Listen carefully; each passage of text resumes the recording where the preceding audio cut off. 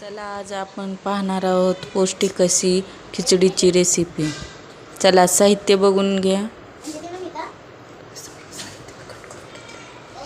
सर्व साहित्य मी कट करून घेतले आहे।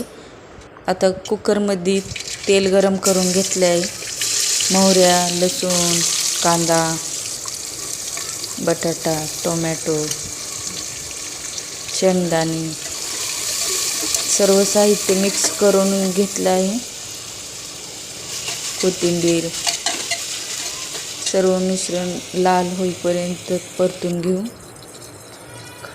काळं तिखट,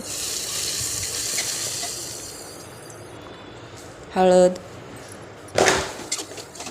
सर्व मिश्रण परतून झाल्यास तांदूळ टाकून घेऊ। मध्ये थोडंसं परतून घेऊन पाणी टाकून घेऊ। झाकण मीठ टाकून घेऊ। झाकण लावून शिट्ट्या देऊन घेऊ। चला पौष्टिक अशी खिचडी तयार आहे।